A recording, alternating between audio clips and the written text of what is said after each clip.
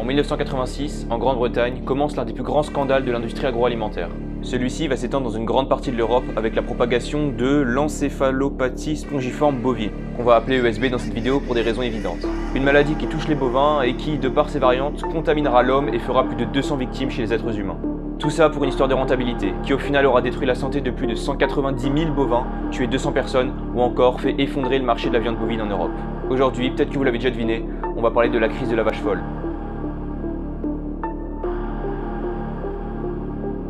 C'est en novembre 1986, en Grande-Bretagne, que les symptômes de cette maladie sont observés pour la première fois. Et évidemment, voir des vaches devenir agressives, trembler et se péter la gueule pour rien, forcément ça inquiète.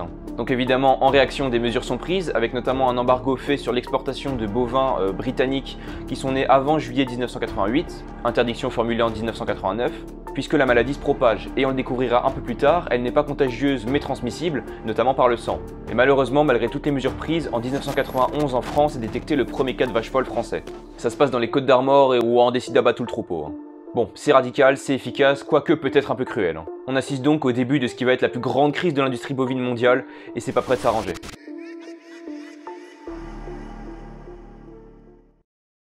Mais c'est à partir des années 1993 et 1995 que cette crise va prendre une toute autre tournure. Parce qu'on remarquera dans ces années-là des décès un petit peu atypiques d'éleveurs britanniques qui avaient, vous vous en doutez, des cas de vaches folles dans leurs élevages. Bon, évidemment, ils sont pas morts en bouffant du gazon de manière frénétique comme leurs bovins.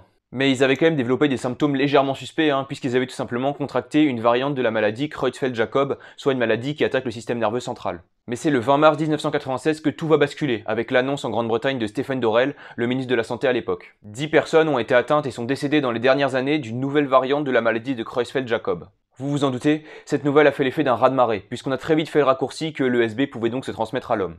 Ah oui, parce que ça je vous l'avais pas dit, mais l'ESB c'est également une maladie qui s'attaque au système nerveux central, c'est-à-dire une maladie de la même famille que la Creutzfeldt-Jakob. Même si dès 1996 on formule en Europe un embargo qui interdit l'exportation de viande bovine britannique, et qu'en France on prend la décision d'abattre tous les veaux qui sont arrivés de Grande-Bretagne avant le 22 mars, une crainte grandissante parcourt notre pays mais également toute l'Europe concernant la possibilité de contracter la maladie de Creutzfeldt-Jakob en consommant du bœuf. Et même si ça paraît fou, la consommation de certains morceaux s'est avérée potentiellement transmissible de la maladie, donc de l'ESB vers la variante de la maladie Creutzfeldt-Jakob découverte en 1996, et donc le consommateur pouvait la contracter. Donc dans les cas de contamination par les agents pathogènes originaires des maux, les prions. Ça on en reparle un petit peu plus tard. Et avec cette crainte de contamination et les rumeurs, on assiste à une chute de la consommation de viande rouge en Europe, ce qui va plonger l'industrie bovine dans une crise sans précédent. Pour avoir quelques chiffres, on peut par exemple se baser sur le cas canadien, qui lui a subi de plein fouet la crise de la vache folle, mais en décalé, c'est-à-dire en 2003. Un cas unique de vache folle est détecté cette année-là, ce qui va avoir des conséquences dramatiques sur l'industrie et l'économie bovine. Soit, comme en Europe, un embargo sur les exportations de viande bovine canadienne et donc plus du tout d'exportation pendant 2 mois. Résultat, les recettes de l'industrie ont chuté de 12,6% sur toute l'année 2003, soit vraiment un coup dur jamais vu en plus d'une décennie. Et en France, en 1996, on se retrouve dans certains grands abattoirs et élevages du sud-ouest de la France avec des exportations qui sont parfois divisées jusqu'à par 10. Alors évidemment, on peut y voir du bon surtout du côté du bien-être animal. Mais bon, niveau bien-être animal, on aurait pu bien mieux faire, par exemple en respectant l'espèce dès le départ, puisque cette crise aurait largement pu être évitée, on va le voir tout de suite. Alors, qu'on soit bien clair, l'origine exacte de cette maladie n'a pas encore été totalement prouvée. On a des hypothèses, avec certaines qui sont plutôt crédibles et d'autres qui sont un petit peu plus foireuses, mais bref. Ce qui est sûr dans tous les cas, c'est qu'on s'est pris un énorme coup de karma concernant la propagation de cette infection. Et avant de parler de cet énorme coup de karma, je vais un petit peu vous expliquer c'est quoi l'origine exacte de cette maladie. Alors pour vous expliquer de manière un petit peu plus scientifique l'origine de cette maladie, c'est tout simplement des agents infectieux, donc au même titre que les bactéries ou les virus, mais cette fois on les appelle les prions.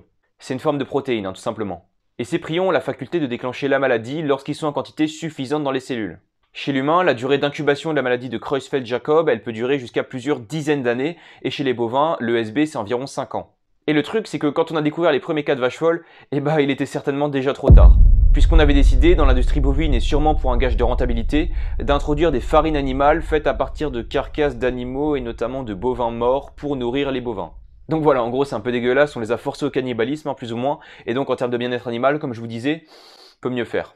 Le truc, c'est que le bœuf zéro, petite référence au patient zéro du Covid qui a bouffé une chauve-souris, il a pu être abattu avant que la maladie ne soit déclarée chez lui. Oui, vous savez, les 5 ans d'incubation là. Et être réduit en farine, mangé par ses semblables, et donc leur transmettre de cette manière-là. Donc vraiment gros karma pour nous, surtout quand on sait qu'on s'est chopé une maladie proche de l'ESB en mangeant de la viande de bœuf infectée. La nature nous a donc rattrapés, vous inquiétez pas. Et même si évidemment, on s'est rendu compte du rôle vicieux que jouaient ces farines animales dans la propagation de cette maladie et qu'on a interdit de nourrir des animaux par leurs congénères morts, et bah les vaches ça copule, ça se blesse et donc bah par le sang logiquement, et bah la maladie a pu se transmettre et donc toucher jusqu'à plus de 190 000 cas recensés. Sans compter tous ceux qu'on n'a pas détectés, hein. Et allez, vu que je vous ai un petit peu plombé le moral, et ben maintenant on va parler un petit peu des théories concernant l'origine de cette maladie, et pour certaines elles sont un peu marrantes, hein. Première théorie que je trouve vraiment très foireuse, hein, et ben cette maladie aurait été transmise de l'humain au bœuf par la maladie de Creutzfeldt-Jakob. Et par les farines, hein. Ça c'est un détail important également parce que ça voudrait dire que les bœufs auraient mangé de l'humain infecté. Donc là vraiment avec ces quelques phrases on est vraiment sur un scénario de science-fiction. Mais bon, apparemment ce scénario serait possible en Inde notamment, qui est un gros exportateur de farine animale, parce que là-bas les morts sont plongés dans le Gange, donc un fleuve en fait qui est sacré chez eux, et en fait les cadavres auraient pu être récupérés par souci de rentabilité encore une fois, hein, pour être introduits dans les farines animales, et dans l'eau, bah, il y en aurait quelques-uns qui auraient eu la maladie de Creutzfeldt-Jakob. Donc en gros les Indiens auraient introduit de manière officieuse de l'humain dans la recette des farines animales. Ou alors, autre théorie un petit peu plus soft, hein, ça aurait été des moutons infectés qui auraient été réduits en farine et après donnés au goûter aux bovins. Bref, dans tous les cas, à vouloir tricher sur les règles éthiques que la nature a fixées elle-même, eh ben on a reçu un revers de la médaille vraiment très puissant qui j'espère nous aidera à en tirer des leçons. Bref, dans tous les cas, j'espère que les comportements de l'industrie et des humains qui auront travaillé dans ces industries qu'on aura vu dans cette vidéo vous auront fait réfléchir sur notre rapport aux autres espèces. Le but c'est pas de vous convertir au véganisme, hein. Moi-même je continue à trouver les côtes de bœuf au barbecue excellentes. Et ben voilà, je pense qu'on a fait le tour du scandale de la vache folle, j'espère que cette vidéo vous aura plu, n'hésitez pas comme d'habitude à liker, vous abonner, commenter, partager, tout ce que vous voulez, comme ça bah, la vidéo sera bien répertoriée tout simplement, hein. Et puis sur ce, ciao!